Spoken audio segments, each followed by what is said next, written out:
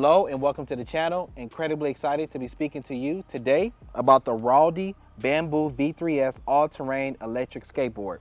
This is probably one of the most economically priced all-terrain electric skateboards on the market, but let's discuss all of the things that we normally discuss in our reviews to ensure that this is the right board for you. The deck is composed of 8 layers of Canadian maple, and what you're also going to notice is that there is a slight concave on this deck. It's not too aggressive, but it's basically where I generally like my concave because I don't like that super aggressive concave that makes your feet flex unevenly when riding because that can cause some discomfort. You know, sometimes if you have too much concave, you get a lot of foot fatigue. But when you talk about this particular deck, I think it has just the right amount of concave so that your feet feel somewhat relaxed when riding the board, because it's nothing like having a great ride, beautiful day, but your feet are killing you because the concave is just too aggressive. So another area that's pretty solid on this board, I like the concave on it. When you look on top of the deck as well, you're going to see some branding from the particular company, and then the grip tape has some hexagonal shapes on there as well to kind of give it a little bit of a design. This deck is going to be somewhat on the stiffer side, and that's probably because of the material that they're utilizing with the deck, but then also the actual enclosure runs the entire length of this particular deck. So it's not going to give you too much flex, but it's not really an uncomfortable ride at all because of the large wheels that this board actually has that we'll discuss a little bit longer in the video. When you purchase this board, you have the option of choosing between 165mm wheels and 195mm wheels. And on my particular board, I have the largest set of wheels, and I'm actually a fan of these. These are not pneumatic tires, but they're kind of honeycomb structured. And there's pros and cons when you talk about pneumatic tires and this style of tires. But for the most part, I'm going to be honest and tell you, it makes for a relatively comfortable ride when riding this board. Of course, because of these large size of the wheels and the clearance that you have, you can take this board off-road. But the area that I feel like this board shines the most is when just riding in normal everyday situations, because it really makes for a very comfortable ride. In my opinion, I feel like this board is an excellent commuter because when you're riding, they just eat up bumps and cracks. So I'm out here riding on the Atlanta Beltline right now, and they poured a slab, and when you pour a slab every so many feet, there's like a large indentation where they pour a new slab. And when you're riding on regular street wheels, you feel every single bump. Dump, dump, dump, dump, dump, dump, and it just wears your legs out. So one of the cool things about this board here, and why I say it might be an excellent commuter, is the fact that it just eats up all the cracks and vibrations. And it really helps to reduce that foot fatigue from a perspective of just riding like kind of normal terrain in streets and stuff like that. So that's another area that I think the board is really solid in when you talk about commuting and the smoothness of the ride. So another pretty solid area. You don't feel fatigue when riding this board much at all. It's very solid to me. Now, when you talk about this structure of wheels as well, you don't have to worry about puncturing and getting holes in your tire and having to stop and do maintenance and things like that. These particular wheels almost allow for just a carefree riding experience, especially for someone who actually takes their board off road and they're riding over rocks and different things like that that can actually puncture your tires if you are riding with pneumatic tires. So overall, I would say that the wheel selection is a pretty solid situation. Individuals that are really expecting to do some serious off-roading, they're probably going to want to lean toward the larger wheels like what I have here. So pretty solid, no major complaints. Battery and the ESC. When you look underneath this particular board, you're going to notice a unibody enclosure design, which houses the battery and the ESC. The battery is composed of a 10S 4-piece Sanyo battery configuration, and it's 14 amp hours.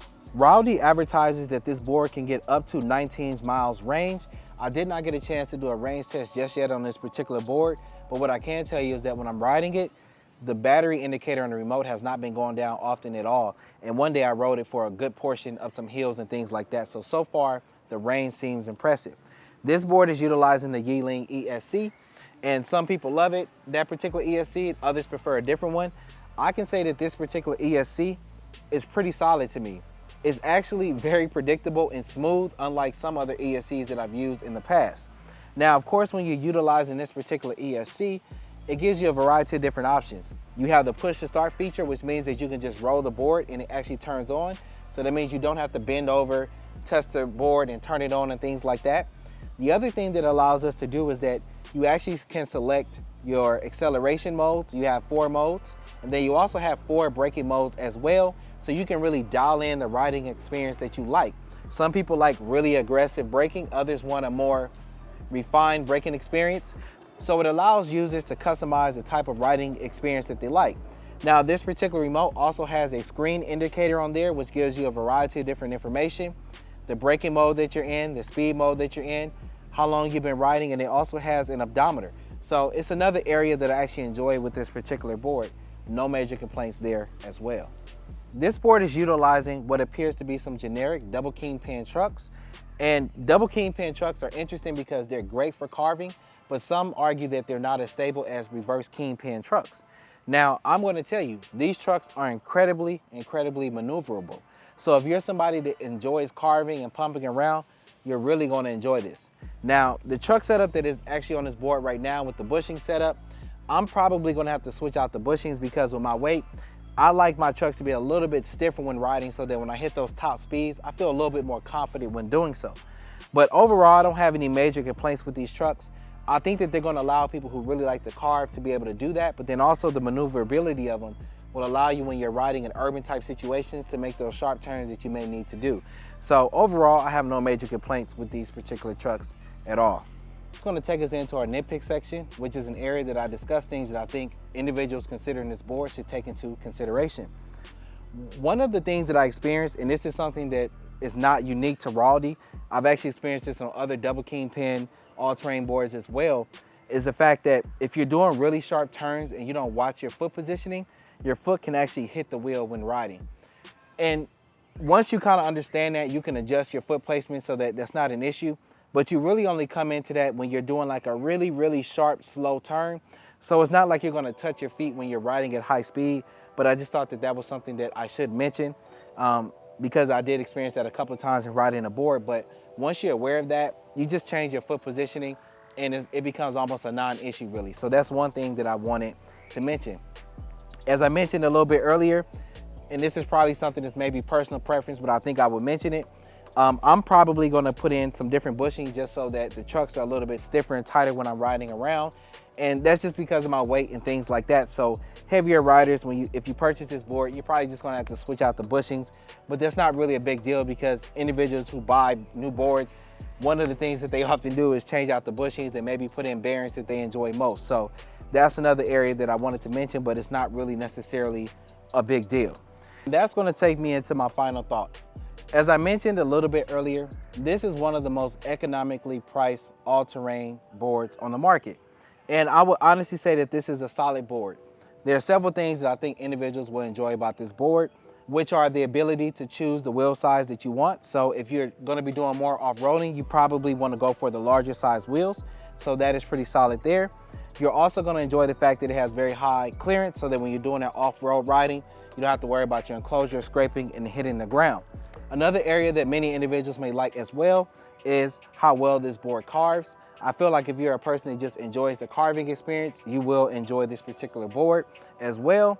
And then so far, the range that I've been experiencing has been pretty solid so far. When riding this board, I've only been able to get it down to about a half battery, and I've ridden it on multiple occasions, but the battery does not go down very quickly at all. So that's another area that I think individuals will enjoy about this board. So if you're looking for an economically priced all-terrain electric skateboard, I definitely think that you should give this particular Raldey board a look. As always, PEVs allow you to be everywhere, and I'll see you at the top because the bottom is too crowded. Peace.